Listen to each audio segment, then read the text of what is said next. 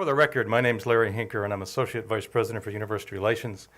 A couple of things, but to begin, first of all, this is a momentous and a happy occasion in the life of any university. We don't often get a chance to do this. It's not a frequent occurrence, and we've been fortunate to be able to announce and make this transition for our university at a time when the university is as strong as ever. And I'm sure that our special guest is going to help make that transition go even more smoothly. My job is brief, but I have two things, and one is to introduce my rector in just a second, and the other is that I'm going to be the general in a press conference. This is a working news conference, and to my colleagues in the media, you already know, we've already talked, we're not going to have a chance for one-on-one. A very, very busy schedule in Dr. Sands' schedule today. So I'm going to stay here for as long as I've got, which would be about 25 to 35 minutes, depending on how much I can go over, now that the board has gone over on me. And the other thing that I want to mention is, since this is being webcast, both our colleagues at WDBJ7 are graciously webcasting this, and we're also webcasting it. We're going to have a mic here for you all, and I'd ask that all the questions come through the mic. Mark's going to have that. I would also say that if you've got any questions that you need to get to Mark and I afterwards, we're going to be working at this afternoon, and there's always kind of follow-up questions, but please take the time you need today to have a working press conference. And so my next order then is to introduce Mike Quillen. Mike is the rector of the Board of Visitors, and he, along with George Nolan, who was a former rector of the Board of Visitors who chaired the search committee, has overseen this search process. Mike is the former chairman of Alpha Natural Resources. He's a distinguished corporate citizen in the state of Virginia, has chaired many, many boards, including our board. So now for our special announcement, Mr. Mike Quillen. Thank you, Larry.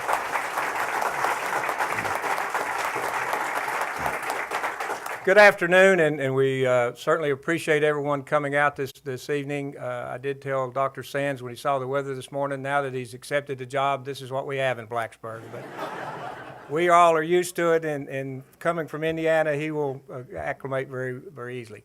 I'm going to make a few brief remarks and just bring everyone up through the process. When we first discussed this last May with Dr. Steger, and he explained his intentions, and we got to the realization that this was real, we started a process across various avenues. And the first thing we did was look at searches that were going on around the country, both ones that had just closed and ones that were ongoing, to see how they did it, how they set up their search committees, how they hired their consultants, and what worked and what didn't work. And from that process, we hired our search consultant and picked George Nolan to be the chair of a search committee. And George did an extraordinary job. I mean, this has basically been a full-time job for George for the last many months, in all reality. And I don't think any of us could say enough about George, that the appreciation we have for the professional job he did during this. Of course, the next assignment that we had was to select our search committee. And could have been 1,000 people. There was a lot of interest in being on this search committee. We were intent for it to be inclusive, to be diverse, and to be open-minded. We wanted to make sure that we touched all of our constituents, with every representative, at least in my mind, had some affiliation with one of our constituents groups, which are many. We also wanted to make sure that our undergraduates and our graduates were represented. And most importantly to us, is we wanted high faculty representation on this search committee. And we had extraordinary participation. At every search committee meeting, it was 100% attendance. They took days away from work in remote places. They made telephone calls. They did everything that could ever be asked by individuals, and I thank each and every one of you all for the extreme amount of dedication that you brought to this job. From that period on, we received 238 applicants, which is an extraordinary number. And from that, we went through a diligent process of interviews, reference checks, multiple interviews, and then the search committee brought forward applicants for the Board of Visitors. The Board of Visitors, which is in 100% attendance here today, has also committed a tremendous amount of time to this process, both through individual reference checks, through phone calls, through attendance at meetings, and through the interview process, to come to where we are today. The most important thing that any Board of Visitors can do is select the next president. And we are thrilled to have been sitting in these seats to make this decision that we were bringing forward. I do want to say that we all recognize that the highest priority any of us have at the university are the students, the faculty, and the staff. So to that group, I would like to present to you today Dr. Timothy Sands as the 16th president of Virginia Tech. Thank you, Mike. That's okay.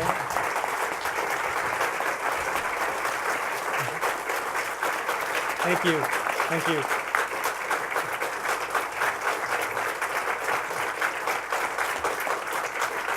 Thank you very much. Thank you. We're just thrilled to be invited to join the Hokie Nation. Thank you very much for that warm welcome. I'd like to start off, though, by introducing my family. Laura, my wife. And then we've got Haley right next to her. Why don't you stand up? And Catherine. And then Casey. And Anna Govert, a family friend, and happens to be Casey's girlfriend.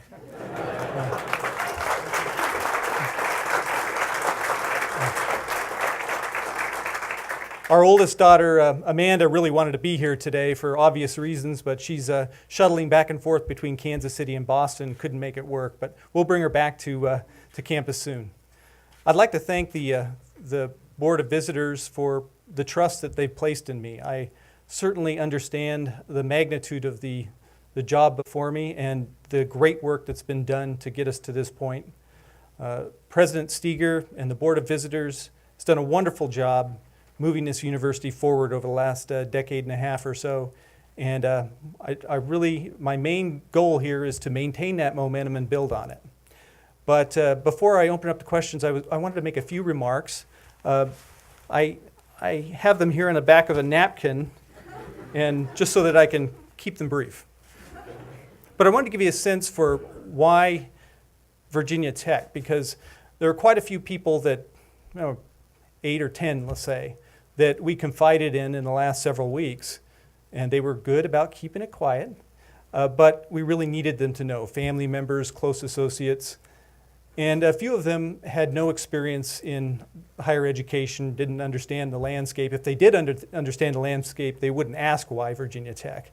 But it gave me a chance to answer that question, and I think fundamentally that's why I'm here, is that answer just came out to be so resonant with my values and my experience and what I heard from the parts of the Hokie Nation we've had a chance to interact with. First of all, Virginia Tech is a land-grant institution at the core, and if you think back to the 1862 Morrill Act and you read it, in which we do every now and then, the 150th anniversary was an opportunity to not only read it, but to really think hard about what it means today. But if you look at the role of a land-grant institution, number one, preparing citizens from all classes to be active participants, informed participants in our democracy. And really the second goal is to prepare students to perform research and to engage the community so as to advance the economic prosperity of the state. Nothing's really changed. It really is as relevant today as it was back in the 1860s or 1872 in the case of Virginia Tech. But if you think about the way those institutions evolved, most of them kept up with the times.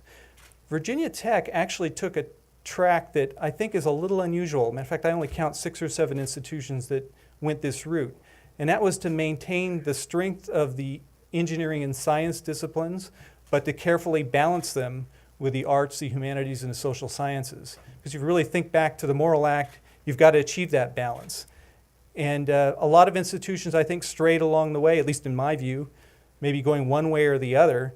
Virginia Tech maintained that balance, and that balance happens to be extremely relevant today, and we're very well positioned. If you look at what is needed in the community, what's needed in the Commonwealth, what's needed in the nation, and also what the world needs, Virginia Tech is the kind of institution that you would create today for the 21st century. And I don't say that lightly. I think that's something that there's a little bit of happenstance there. There's a little bit of good luck. There's a little bit of planning. I'd say a lot of planning and a lot of careful stewardship over many generations. So when I look at Virginia Tech, I see the image of an institution that is exactly what is needed now. And again, not just for the community here, not just for the Commonwealth, but it's really a global need. And we'll elaborate on that and discuss that in the future. But I think President Steger and the Board of Visitors would agree that it is ideally positioned. Just a couple of other points that I'd like to make. The one thing that's become very important in the last few years is to ensure that we look at the value of the education we offer to our students, not just the cost or the price, and not just the quality, but the value. And that's an important distinction. When I look around at the various surveys, they're all imperfect, but if you look at any of these surveys about the value of education here at Virginia Tech's always in that top group. It's always in the top 10. If you look at the pay scale, which is a narrow slice looking at the incomes of the graduates, Virginia Tech has one of the highest annualized payback, something like 10% for in-state students over 30 years. And that's a great investment. If you look at the satisfaction of the alumni, we're number 8 in the alumni factor, number 13 in the Wall Street Journal's recruiter survey across all institutions, go on and on. But I think the one that hit me the most is I was looking for another purpose at the PayScale's recent survey of alums just around the country, thousands of them from all institutions, and asking the question, would you go back to that institution, or would you recommend a son or daughter to go to that institution, or a friend? And Virginia Tech is in the top 10, along with Stanford and a few other institutions you've heard of. And that made me, when I see that, and I realize that at Virginia Tech, the students are treated with respect, because you don't get into that top 10 unless the students are treated with respect. And they're cared for, and they have a great experience. And that's the kind of place I want to go to. So that was very important to me. Impactful research. A lot of institutions do research. They do either, I would say, problem-inspired research or curiosity-driven research. What I see at Virginia Tech is a great blend of the two. And my experience in industrial research and at a couple of academic institutions, I won't name now, but I've seen the whole spectrum. And where it's been most effective is when you can blend the two, and when you can have faculty members and students who may be on the curiosity-driven side, but are able to recognize when one of their discoveries might have application, might have value to society, and that they're willing to track with that, not just throw it over the wall. And I have the sense that at Virginia Tech, that is the spirit here. And I think that's the modern research university. It isn't all about just being curiosity-driven or just applied research. It's the blend. And the other thing that just jumps out at you about Virginia Tech, and you all know this, is really the ut prosum motto, that I may serve. And it's not a dusty relic of a motto here. It's very clear to me that this is something that is deeply ingrained in the institution. And it's something that I personally feel very strongly about. I think Virginia Tech is the best example of an institution that takes that to heart. The big event is something that I'm looking forward to participating in, but that's a stunning scale with the community pitching in, the students. It's just an amazing event, and I think that shows that this is something that's at the core.